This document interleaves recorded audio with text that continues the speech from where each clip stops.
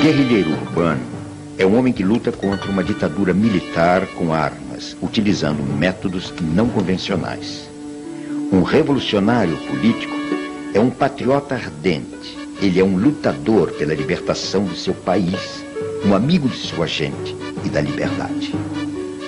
Carlos Marighella, Manual do Guerrilheiro Urbano.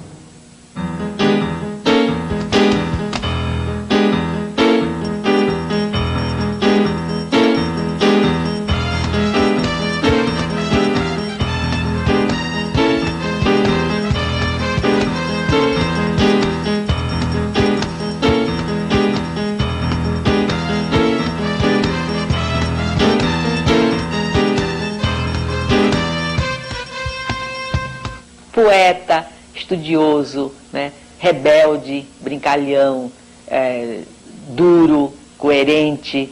Um homem que ao mesmo tempo, como estudante, é também um poeta, viu? E faz as suas provas escritas e os seus exames em versos. Ele sabia viver a atualidade, sabia viver o companheirismo, sabia viver o partido, sabia viver politicamente, sabia viver também alegremente. Para mim, o Marighella é um modelo de homem. Tem uma história tão engraçada dele, rapaz, o negócio dos óculos. Acho que eu vou contar. Você sabe que na cadeia, ele ficou com a visão afetada porque não tinha luz, né, na cela, e eles ficavam fazendo aquele artesanato lá, né? Então ele ficou com deficiência de visão. Quando ele saiu, ele teve que fazer óculos. E ele odiava os óculos. Não gostava. Mas não tinha jeito, né? Ele estava míope, etc. Então... Só que como ele não gostava, ele vivia tirando os óculos. E aí perdia, quebrava, caía, né? Mas ele tinha uma raiva dos óculos que você não pode imaginar. E um dia ele, passando por uma livraria, ele viu um pocketbook que era de um americano, que eu não me lembro agora o nome, né? Que era sobre o negócio de como deixar de usar óculos, alguma coisa assim. Bom, ele passou a mão no livro e chegou em casa, sentou e não queria nem conversar. Leu tudo. Quando terminou, disse assim: primeira vez que eu concordo com o americano. Teve a eleição em São Paulo para vereador e o mais votado de todos foi o Cacareco, que a população votou para ridicularizar os políticos daquela época, né? Então ele aí compôs a música do Cacareco, né? Que era assim: o Cacareco, pois é, não tem rival, pois é, dançando samba, pois é, no carnaval. No tempo da legalidade, ele não fez um clube, ele fez uns cartazes para um clube de carnaval, que chamava O Que Eu Quero É Rosetar. Ele propôs que o pessoal do Comitê Central saísse no carnaval. Olha que coisa! E o pessoal achou que aquilo era um horror. Então disse: tudo bem, ninguém cair, eu vou. Rebelde. Falava que ele era rebelde, por causa da escola, né? Os colegas iam à aula e ele ficava do lado de fora, conversando. Às vezes eles faziam uma anarquiazinha, cortava o cabelo, botava só cortava tudo, deixava uma rodinha só de cabelo na cabeça. Cortou o sapato uma vez, fez sandália, para ir para a escola, porque não podia entrar de sandália, né? E ele fez isso, cortou. A minha mãe está reclamando: por que você vai fazer isso com o sapato, fazer sandália? Por que você não pode entrar na escola com sandália, tem que entrar de sapato? Ele falou: mãe, ué, Jesus Cristo andava de sandália, por que eu não posso andar? Eu morro de saudade, até hoje, de vez em quando eu ainda sonho com o Marighella, eu ouço a voz dele, eu vejo aquele gesto ridículo dele, com aquela peruca ridícula, atravessando a rua, correndo assim do carro, e a peruca balançando, os cabelos brancos dele aparecendo embaixo, e ele segurando aqui em cima aquela coisa. Eu falei assim: preto, tira essa porra da cabeça, bicho, tu chama mais atenção com essa merda, essa peruca, do que se você tivesse sem peruca com a tua cara de fora. Sinto uma saudade imensa de Marighella. Falava que gostava de música sacudida, quer dizer, com aquele negócio de bossa nova, música assim, romântica, assim, não gostava, eu gostava de música sacudida. Agora, as mulheres eram muito apaixonadas por Marighella, todas loucas, e inventavam. Marighella disse: eu não conheço essa senhora, como é que ela disse? Eu acho que o Marighella, ele representa uma síntese de todo um processo de luta, né? Que desde a luta contra o colonialismo, então, depois os negros, os índios, enfim, da classe operária e vem aí. Quer dizer, analisando a história, não é só feita de vitórias, também foram feitas de várias derrotas, mas essas derrotas ensinam. Nós não estávamos prontos para vencer, isso está claro, mas deixamos uma marca, um exemplo, enfim. Eu acho que é isso. Afinal de contas, quem é você, Marighella? Que dá sua vida por tudo isso. Quem é você? Ele dizia, quem sou eu? Um mulato baiano. Quem sou eu? Sou apenas um mulato baiano. Poucas imagens retratam a vida desse baiano que nasceu em Salvador em 5 de dezembro de 1911. Estudou engenharia sem concluir o curso. Fez serviço militar. Forjou-se rebelde na Rua do Desterro, número 9, onde nasceu, na Baixa do Sapateiro, onde viveu. Aderiu ao Partido Comunista em 1932. Ei, Brasil africano, minha avó era negra alçá. Ela foi da África, no navio negreiro. Meu pai foi da Itália, operário imigrante. O Brasil é mestiço, mistura de índio, de negro, de branco.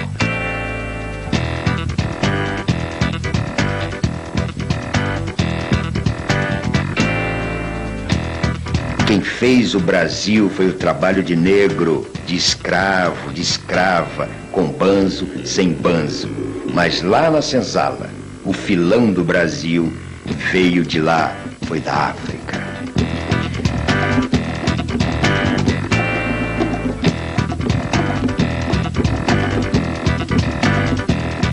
O fracasso da insurreição comunista de novembro de 1935 levará à prisão o jovem militante Carlos Marighella no dia 1º de maio de 1936, aos 25 anos de idade.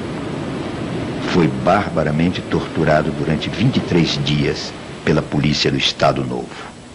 Minha mãe sonhava muito, né? Sonhou que ele estava com os pés todo queimado, né?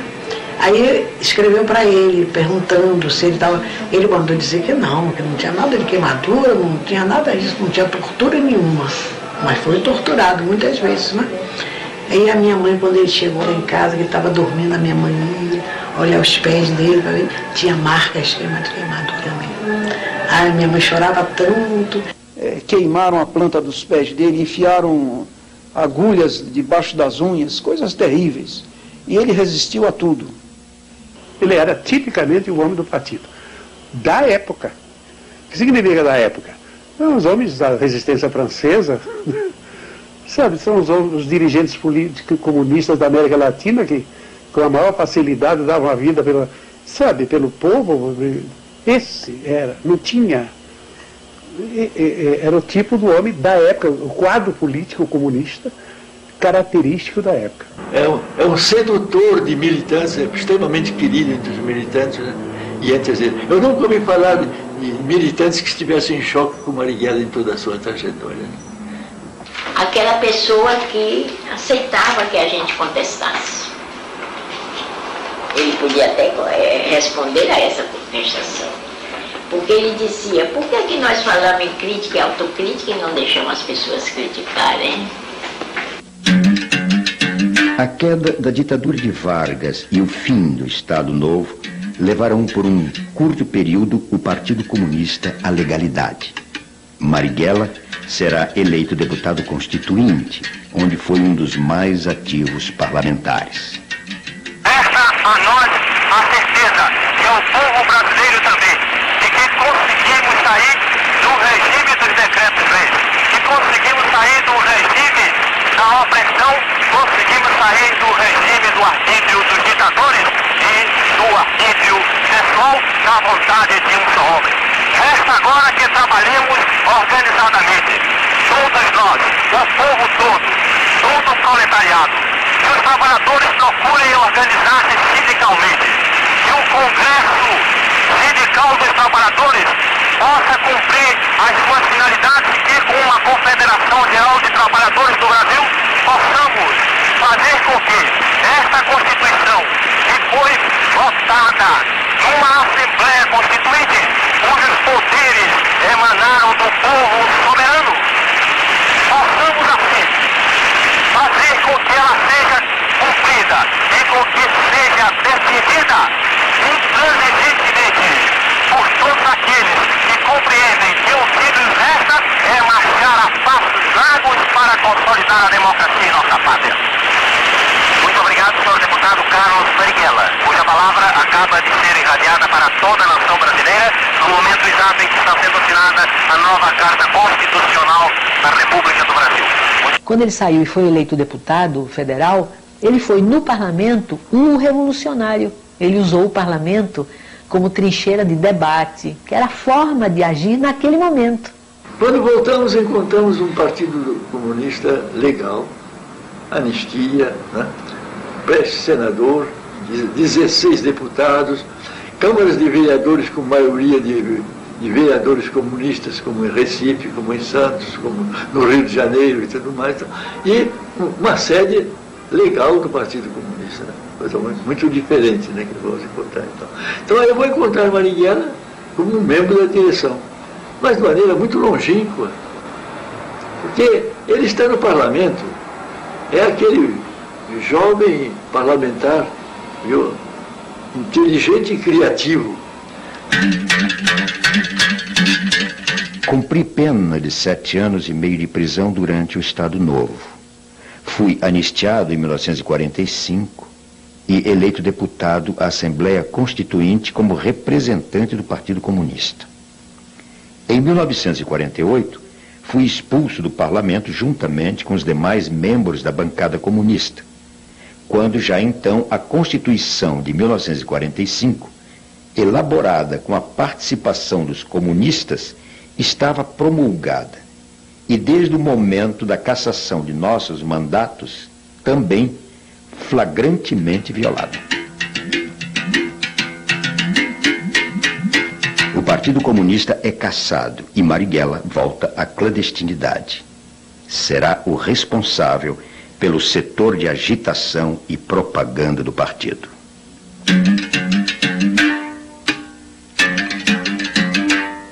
Na clandestinidade, vai viver com a militante comunista e aeromoça Clara Scharf, companheira até o final da vida. Na circunstância da clandestinidade, ele com mandato de prisão e eu também, não podia, né? Então a gente teve que... A gente considerou que aquilo era um casamento. O casamento legítimo era o casamento do amor, né? Então não tinha papel nenhum. Mas quem disse a você que tinha fotografia? Menino, não podia ter fotografia de ninguém. Se a polícia chegasse lá, pegava você e pegava as fotos das pessoas da família. Você não podia ter nada. Levava um pouco de roupa quando podia, né?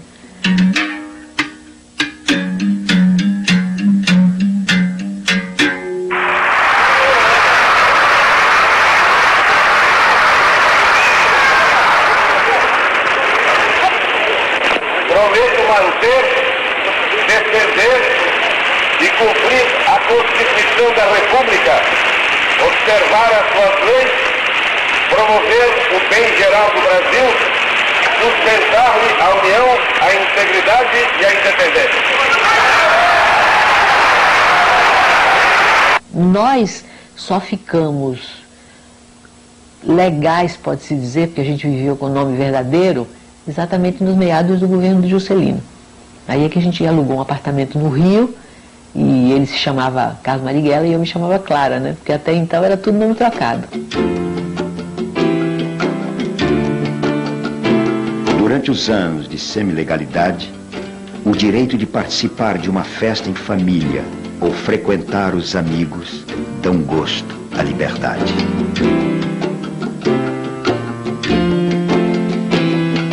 A desestalinização pega Marighella no contrapé. Fica surpreso com a denúncia dos crimes de Stalin. Ele chorou. Uma coisa que difícil de acreditar, né? Marighella chorando, né? Mas ele... isso eu sei porque eu assisti essa reunião. Quando os jornais começaram a publicar a denúncia do relatório do Khrushchev, né? Que era o famoso 20º Congresso do Partido Comunista da União Soviética, os jornais começaram a dar. Eu me lembro do Estadão, né, e todo mundo dizia, imagine, isso é mentira, isso não aconteceu nunca, isso aí é obra do imperialismo, aquelas coisas que a gente dizia, né, não acreditava em nada, né? Mas todo mundo angustiado para saber se era verdade, se não era verdade, tanto que o partido mandou o Arruda à União Soviética para saber se aquilo era verdade ou não. E aí fizeram uma reunião do Comitê Central para o Arruda dar as informações, quando ele voltou. E essa reunião é uma reunião dramática, viu? Quando aquilo foi confirmado, foi como se parecia uma bomba, né, em cima de todo mundo. As reações foram muito diferentes. Essa reunião provocou depois a saída do Jorge Amado, a saída do Agildo Ribeiro. Muita gente saiu do partido naquela época, começou a sair, depois que ficou confirmado, né? Então, o Marighella, na hora que foi falar, ele chorou, todo mundo ficou. Até o Agildo veio conversar com ele, o Astrogildo, né? Ele ficou, mas quer dizer, era um choro de... Sabe quando você acredita numa coisa, que depois você vê aquilo ruir? Ele não podia imaginar que o socialismo fosse capaz de fazer aquilo.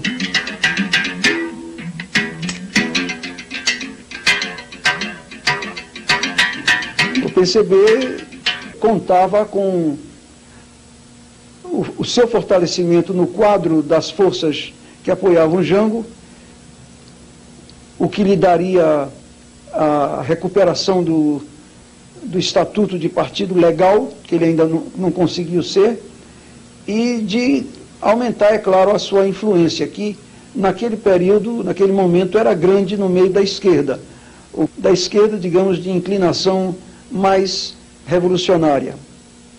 Com o alto testemunho da nação e com a solidariedade do povo, reafirma seus propósitos inabaláveis de lutar com todas as suas forças pela reforma da sociedade brasileira, não apenas pela reforma agrária, mas pela reforma tributária, pela reforma eleitoral ampla, pelo voto do analfabeto, pela elegibilidade de todos os brasileiros, pela pureza da vida democrática, pela emancipação econômica, pela justiça social e ao lado do povo, pelo progresso do Brasil.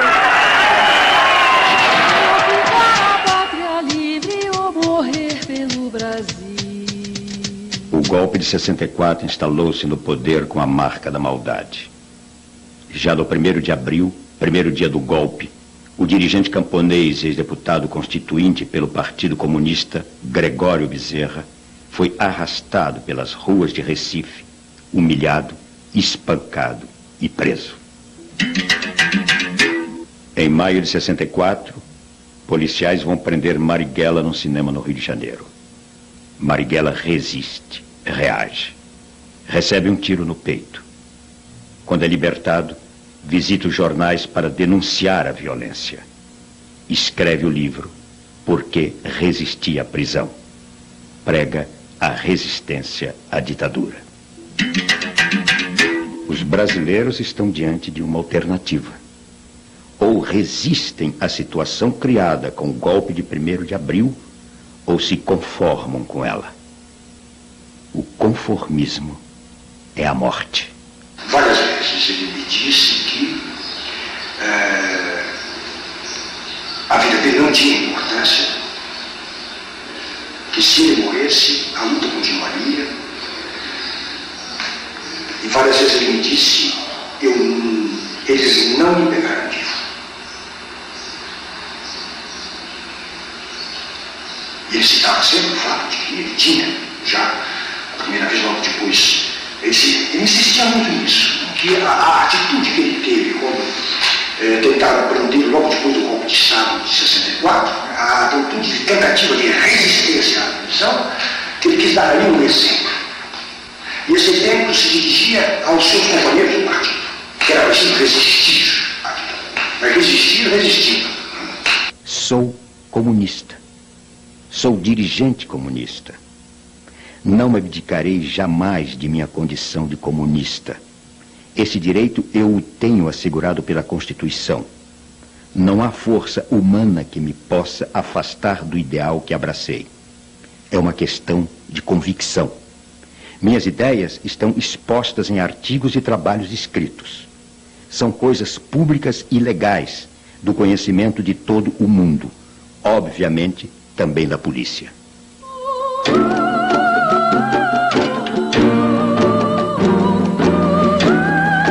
Os anos 50 e 60 marcarão as lutas de independência dos países da Ásia, África e América Latina. A independência da Argélia e a Revolução Cubana impressionarão especialmente Marighella, que caminhará em direção à luta armada como alternativa para conquistar o poder.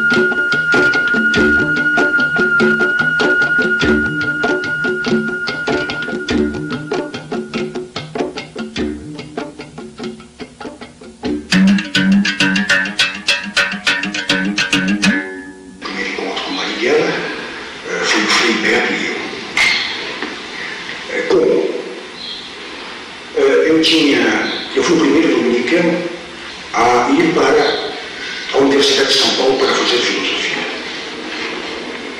Que fez com que eu estivesse imediatamente em contato com o meio estudantil, na Maria Antônia, o meio estudantil revolucionário. Que é uma época, inclusive, que o movimento operário foi fortemente reprimido em 64, e suas lideranças já eram muito conhecidas, enfim, a desestruturação do movimento operário foi muito forte. E o movimento estudantil ele se renova mais rapidamente, ele se aglutina mais rápido. Então a presença dos estudantes na década, principalmente a segunda metade da década de 60, foi muito forte. Né? Isso não acontecia só no Brasil, mas toda a América Latina, a tal ponto que em 1968, na cidade de Medellín, na Colômbia, os bispos de toda a América, eles se encontram e vão decidir uma série de questões para a América Latina. E há um determinado trecho em que se diz que a violência ela pode ser uma saída depois de esgotadas todas as outras possibilidades.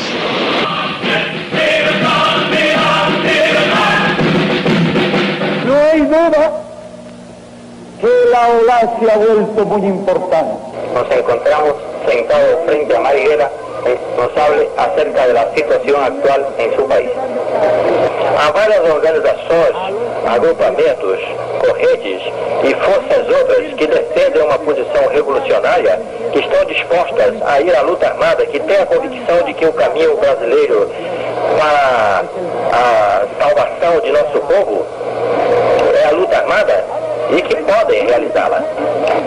O que é necessário é passar a ação, fazer com que essas forças se coordenem no mesmo sentido e que passem ao desencadeamento da luta, que se preparem, que vão, portanto, à área rural, que é onde nós podemos no Brasil desenvolver a luta, que pode ser apoiada pelos trabalhadores, por todo o povo dentro das áreas urbanas e, nesse sentido, marchar para conseguir a vitória, que no Brasil só podemos conseguir realmente se juntarmos esse nosso esforço ao esforço de todos os outros povos latino-americanos.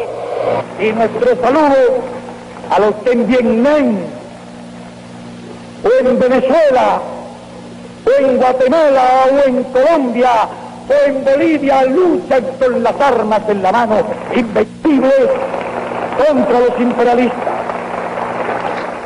Nous savions qu'il y avait un communiste dissident qui voulait la lutte armée sur une base à peu près voisine de la nôtre. Le Che m'avait demandé d'aller voir Marighella à San Paolo, parce qu'on avait entendu parler de cet homme intéressant, voilà, qu'on ne connaissait pas, mais avec qui il fallait prendre contact. Et comme j'étais déjà allé au Brésil, voilà, j'avais quelques contacts pour le voir, mais enfin j'étais fait prisonnier, ça n'a pas pu se faire. Volta de Cuba e da Conferência da URSS e o Comitê Central se transforma no tribunal contra ele. Os elementos mais próximos dele, somos muito poucos, né? Os 6 a 7, né? Defendemos Marighella de maneira muito ardente, né? Mas ele é afastado do Comitê Central, né? Sem ser afastado do partido. Né? E nesse momento ele já prepara a luta armada numa organização independente. Inicialmente ele colocou a Clara na minha casa, na nossa casa, né? A Clara. E depois, posteriormente, eu aluguei um apartamento na Martim Francisco, onde também ele ficava sozinho, né? E às vezes eu ia pegá-lo e eu levava até a minha casa, que era na São Vicente de Paula, onde eu morava com minha mulher, minha filha, o outro apartamento era só um aparelho, né? Às vezes eu levava minha mulher, minha irmã, coisa assim, para o porteiro de noite pensar que era apartamento de viração, porque senão ficava um homem entra e sai sozinho, fica um negócio meio apartamento pequeno, sabe? Era quarto, sala, né? Eu não sei, ele usava uma peruca simplesmente horrível, né? Ele pegou uma peruca de mulher, cortou, né? Quer dizer, de noite não dava para ver, mas de dia realmente era Foi a sua apesar de que ele andava mais, era de noite mesmo, né? Só fazia os pontos andando, né? Exatamente para não... Porque a pessoa andando cruza, não chama atenção, né? Quando a pessoa fica parada, o outro fica olhando. Conversava de música, sei lá, conversava poesia. Poesia. Gostava muito de fazer, né? Ele gostava do Castro Alves, ele ficava conversando assim. Não fazia grandes discussões políticas, né? A gente vou fazer uma conversa leve, né? Marighella torna-se uma sombra sem imagens. Vai recrutar jovens estudantes e velhos comunistas para organizar a Ação Libertadora Nacional, ALN. Para a minha geração que pegou em armas, foi fundamentalmente uma luta contra a tirania, contra a ditadura pelas liberdades democráticas. Esse foi o grande fator de unidade do processo. Tanto assim, eu, por exemplo, nunca fui comunista. Claro que nós estudávamos, líamos o Marx, Engels, todos os Guerra, enfim, Ho Chi Minh, tudo que podia ser. Che Guevara foi um grande inspirador, né, da maioria dos companheiros nossos, né? Mas não havia, por exemplo, o nosso grupo não tinha uma formação, não foi uma dissidência do Partido Comunista como foi o Marighella, né? Olha, o grande embate da esquerda na época, as grandes diferenças, né, das organizações, estava exatamente nessa questão estratégica. Alguns acreditavam que o momento era para uma revolução socialista e outros acreditavam que o momento era de libertação nacional, mais nacionalista, com a possibilidade de integração, né, de forças anti-imperialistas, nacionalistas e antiditaduras. E a ILN acreditava nisso, a Marighella acreditava nisso, nós também. Em 67, 68 a gente já está em alguma atuação política, crítica à ditadura, mas vai ser mais 68, início de 69 que vai ter a ligação com o Marighella. Primeiro foi Oswaldo, depois Oswaldo e Beto entraram em contato com, eu acho que chamavam ele na época de Menezes.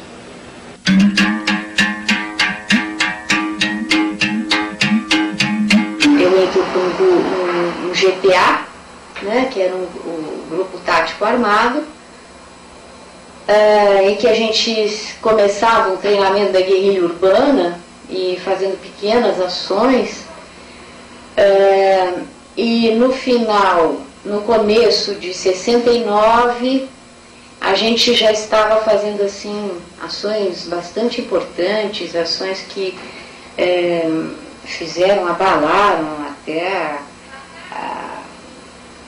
enfim, a situação política, né? Que ações, por exemplo? Bom, então, além de expropriações, a Associação da Rádio Nacional. Fizemos um planejamento de tomar a Rádio Nacional aqui em São Paulo. Na época era como é até hoje, uma das emissoras mais ouvidas, de maior audiência, para a divulgação de um manifesto, o manifesto foi redigido pelo Carlos Marighella, né? Foi uma ação assim que foi foi uma convulsão. Todo o pessoal de esquerda ficou maravilhado, achando que realmente a tomada do poder ia ser no dia seguinte, né? E que se anunciava a ida para o campo. Nós íamos tomar a cidade, queimar os títulos de propriedade no cartório de imóvel lá e tal, e fazer aqueles discursos e distribuir panfletos e o ano da guerrilha rural anunciado e tal. Eu cheguei a fazer um curso no Parque da Água Branca para aprender a curtir couro, né? A gente fez um curso também de parece brincadeira, de criação de coelho, né? De conicultura, mas você juntando uma coisa a outra, juntando o curso de curtir couro com o curso de coelho, ajudaria muito, isso na nossa cabeça, né? A gente imagina, a visão romântica de que pelo menos sem sapato nós não ficaríamos, né? A gente teria saberia fazer, então era esse tipo de aprendizado que a gente tinha. Todas as armas que o Lamarca tirou de Quitaúna ficaram comigo. Tinha um quarto no porão, na garagem do edifício, guardava aquelas malas, as malas dos condôminos, dos proprietários, que é o edifício de classe média alta, né? E nesse mesmo quarto estavam todas as dinamites. Nós chamávamos farinha de rosca, porque parecia, dá a impressão. Aliás, depois que eu saí, muito tempo depois, quem foi buscar essa dinamite, nós temos de lá, e levamos para uma chácara, foi a Guilmar. Deixa eu te entregar. A Guilmar e Câmara Ferreira também. Minha primeira ação foi expropriar essa farinha de rosca aí. Foi a ação da Rochester, Sabaúna, que era uma pedreira que tinha autorização de usar dinamite, mas eles extrapolavam dessa permissão e fabricavam dinamite lá. E um belo dia a gente teve essa informação, um belo dia nós fomos lá com um mandado de prisão, de busca e apreensão, né, assinado por um juiz chamado Carlos Marighella.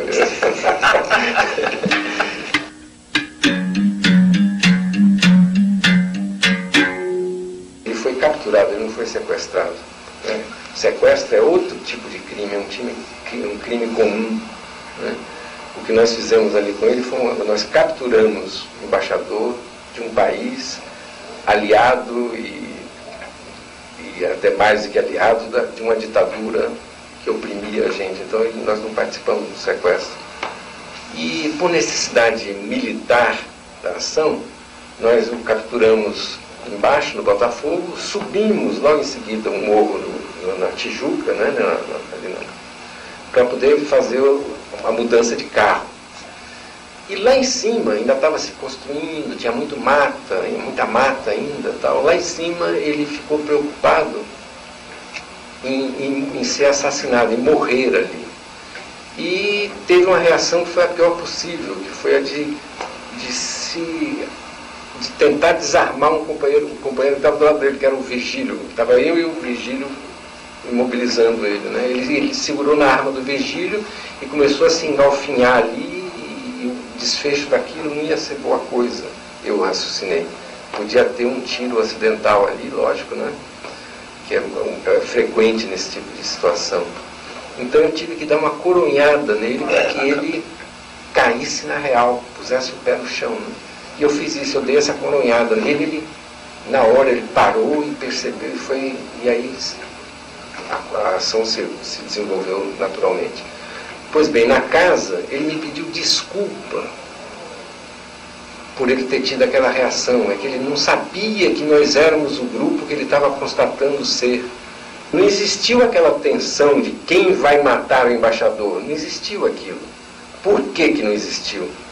Porque a ação nasceu vitoriosa. A primeira das exigências da ação era a quebra da censura da ditadura e a divulgação do nosso manifesto.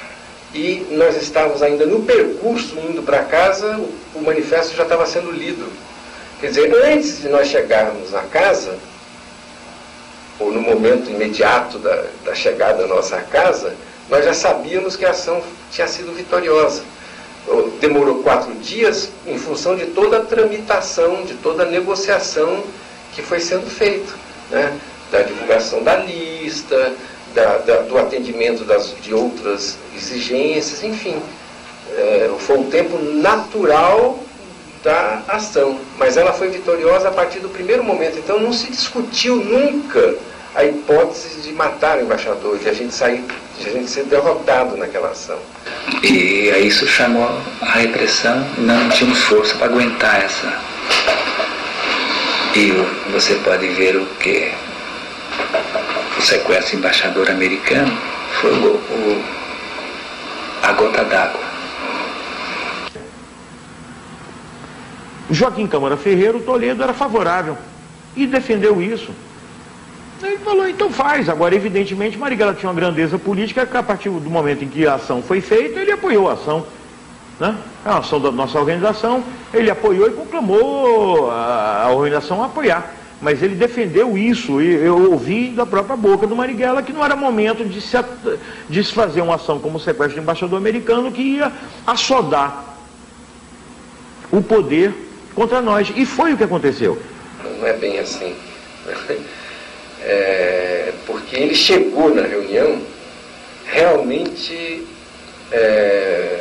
criticando a ação, criticando alguns aspectos da coisa. Quais, por exemplo? Ele não está sabendo, o primeiro deles. Ele e a organização não está sabendo, a organização como um todo não está sabendo. Por quê? Porque nós tínhamos uma série de companheiros no Rio de Janeiro que não estavam avisados e que foram pegos de surpresa. Realmente foi um erro não ter falado. Ele estava correto nesse tipo de crítica, né? Então a crítica dele era parcial. E outra, a importância da ação, e ele também como comandante não está sabendo. Mas aí nós argumentamos com uma única coisa, nós argumentamos com Carlos Marighella, né? Nós falamos, olha, ninguém precisa pedir licença, ninguém para fazer um ato revolucionário, né? E aí, que é uma máxima dele, né? E na hora ele concordou realmente. Ele fez uma série de críticas, né, ao processo e uma visão que tinha que tirar a organização da cidade, né? Tinha que ir para aquilo que era a proposta, que eram os focos insurrecionais, né, no campo, e ao mesmo tempo voltar a organização para a luta operária, para a luta estudantil, né? Ele até reestruturou, né? Eu lembro que nesse momento ele me deu uma incumbência que era a organização operária, né? Ele colocava muita esperança nos quadros que estavam sendo treinados fora, né? E tinha preocupação de retirar todo mundo daqui que estava queimado, né? Já estava identificado, colocar para fora para fazer treinamento e depois retomar o processo no campo. Cadê o jornal? Eu lembro bem disso, né? Não tem um jornal? Cadê um jornal? Que revolução vocês estão fazendo? Vocês não têm nenhum jornal. Era a forma dele dizer, vocês se afastaram da luta política, vocês se afastaram desse convencimento, né? Nós reuníamos gente, nós arrumávamos dinheiro para o pessoal viajar, conseguimos condução para o pessoal viajar, né? Ajudávamos pessoas que precisavam de tratamento médico e enfim, tudo isso a gente conseguia. Mas isso aí, digamos assim, eram tarefas necessárias, mas não eram as tarefas primordiais. A tarefa primordial era de preparar o cristão, né, um grupo de cristãos, para a militância revolucionária. Quando o GTA caiu, Marighella ficou extremamente preocupado com a situação. Ele ficou muito abalado. Por quê? Porque o GTA estava se preparando, era um grupo melhor treinado e era um grupo que estava se preparando para ir para o campo. Então ele sabia que a cidade tinha uma situação muito complicada em que a gente estava cercado e não tinha como sair desse cerco. Esse foi o primeiro erro, foi a primeira vez que a gente cometeu esse erro de falar pelo telefone, porque a gente jamais falava pelo telefone do convento. Nesse dia, por milhares de razões, não foi possível telefonar de outro lugar, e aí nós, como é que a gente chama isso? Estou esquecendo o nome, quando a gente comete um erro de segurança. E a gente marcou por telefone encontrar com um amigo nosso, sem dizer o que era, naturalmente, mas marcou uma viagem para o Rio pelo telefone do convento. Então eles nos prenderam no Rio, e aí o seguinte, o Senimar é que tinha a técnica da tortura e do interrogatório. O delegado Fleury queria nomes, nome, dinheiro, aparelho, era isso que ele queria. Ele estava no Rio de Janeiro, ele torturou pessoalmente? Ele foi para o Rio de Janeiro. Ele torturou pessoalmente. Sim, ele sim. E o interrogatório começa com vocês, com essa afirmação, vocês são base fixa do Marighella. E, por exemplo, nós não sabíamos quando é que ia ser um novo contato Marighella conosco. Nós tínhamos tido um contato algo como 15 ou 20 dias antes. Portanto, não era esperável tão cedo um novo contato, que em geral demorava algo como um mês. Não era regular, não tinha regularidade, mas era em torno de um mês. E eles repetiam muito que, mas vocês vão ter contato proximamente, né? Não, vocês vão ter contato proximamente, porque ele está muito perseguido, está muito acuado, vai procurar vocês, vai precisar de vocês.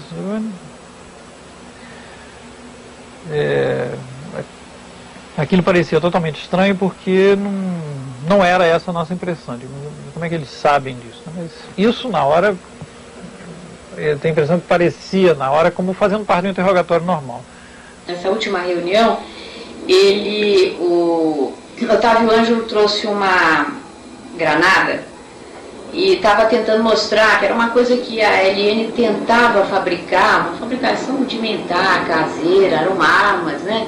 E uma granada. E aí ele tirou o pino e o Marighella disse: não, pelo amor de Deus, não faça isso agora, porque eu tenho que morrer com a minha perna, né?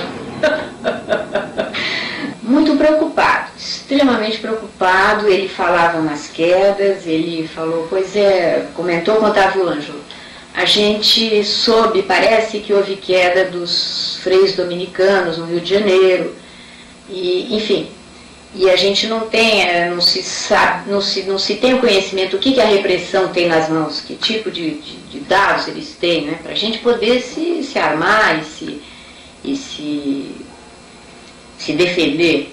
Eu tenho convicção que ele sabia que não quis sair. Eu não estou dizendo que ele foi para o ponto certo que caía. Não, ele foi para o ponto acreditando, para aquele ponto que os dominicanos estavam, que aqueles dominicanos não tinham caído.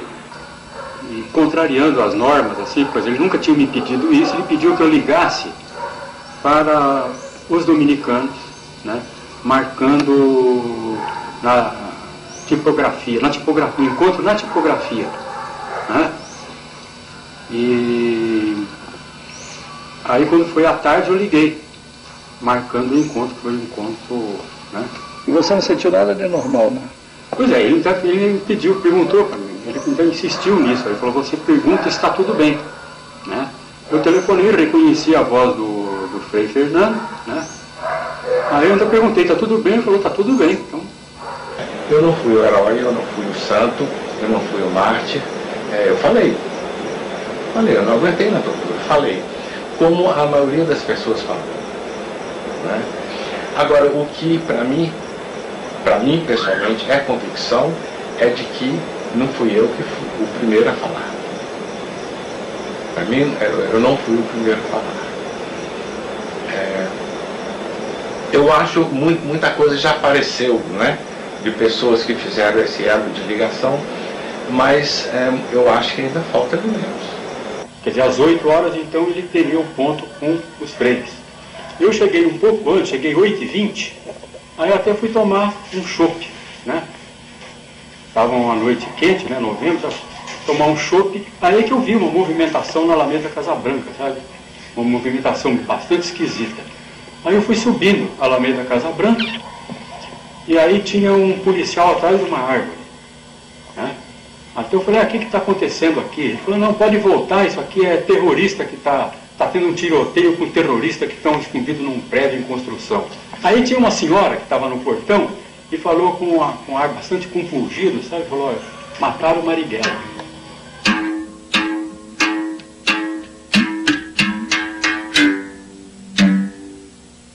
É preciso não ter medo.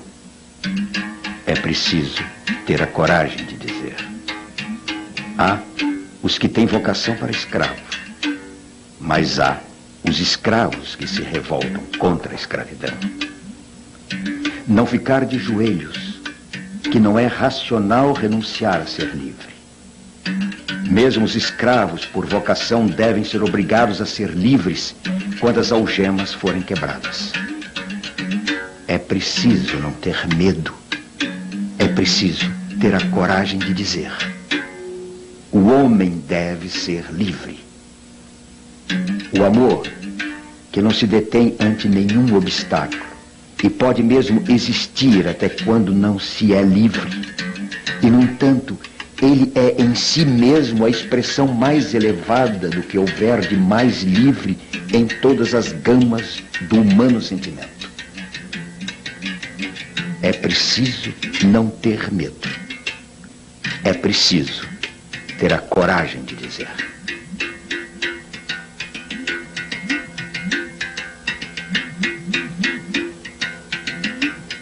Marighella morre às 20 horas do dia 4 de novembro de 1969, aos 58 anos de vida, na Alameda Casa Branca, em São Paulo.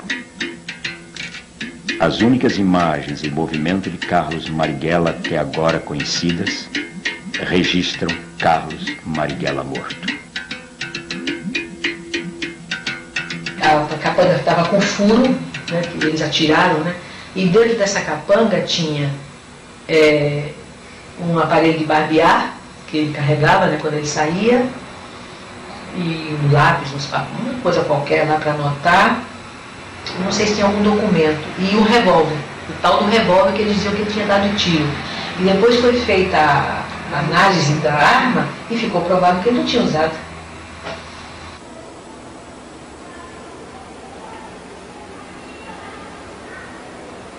Algo como um poço sem fundo, né? A minha sensação, né? Assim, falando emocionalmente, era que eles terem pego o Marighella, por exemplo, quando eu fui preso, eu pensava assim, passam mil coisas pela cabeça, né? Mas passa pela cabeça, mas felizmente eles me prenderam, mas não vão chegar a Marighella, porque não depende de nós não sabemos nada. Bom, então, quando o encontro é marcado, né, e que a gente é levado para lá, eu já estava tenso, obviamente, por mil razões, mas tenso com a possibilidade dele vir mesmo. Então, quando acontece isso, foi assim um desastre, né? Só vivendo no clima da época para a gente... a última coisa que podia acontecer era atingir o Marighella, né? E atingir, né? Através de nós, né? Que a gente serviu de isca mesmo.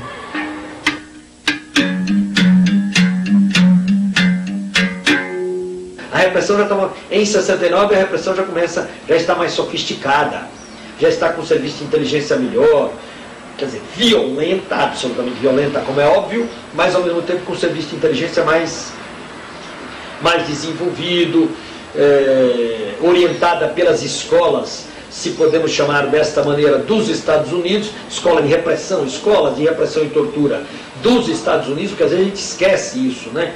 Que a tortura, nem é um fenômeno brasileiro. A tortura vem a orientação e o serviço de inteligência dos Estados Unidos, da Inglaterra, da Alemanha e de Israel. Special Forces soldiers take their jungle training in the Everglades of Florida and in the Panama Canal Zone. One of the subjects... Os Estados Unidos ensinarão no Panamá sabotagem, atentados e tortura a militares e policiais do continente que farão parte dos grupos de terroristas de Estado que matarão políticos, torturarão militantes e sabotarão a democracia.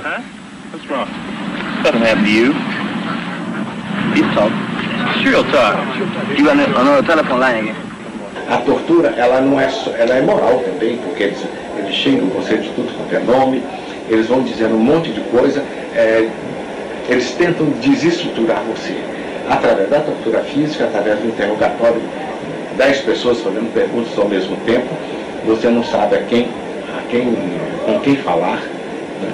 E ao mesmo tempo você está levando socos, pontapés, etc. E o choque, principalmente o choque. No momento em que eles faziam uma pergunta, né, eles já davam o choque exatamente para você não concatenar as ideias. Ninguém pode imaginar o que é a humilhação de ser torturado. Não dá para imaginar o que é a humilhação de um outro ser humano te olhando e te fazendo mal, te dando um choque no peito cheio de leite. O que leva um cara a fazer isso? Né? O que leva? Até hoje eu não consigo entender, mas eu não quero conversar com os meus torturadores, eu não quero perguntar, eu não quero saber da vida deles, não é?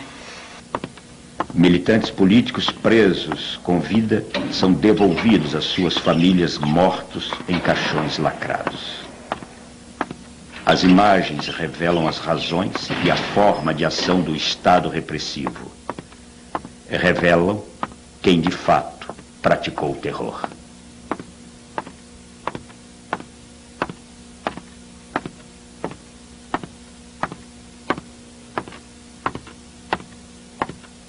A acusação que faziam a nós, que nós éramos inocentes úteis, dentro daqueles velhos comunistas que nos usavam. Na realidade, muito pelo contrário, porque Marighella estava sempre na linha de frente, né, e demonstrou isso cabalmente. E quem realmente foi inocente útil, que fez o jogo, né, do imperialismo norte-americano, foram os militares que aderiram ao golpe. Quer dizer, nós não, nós sempre...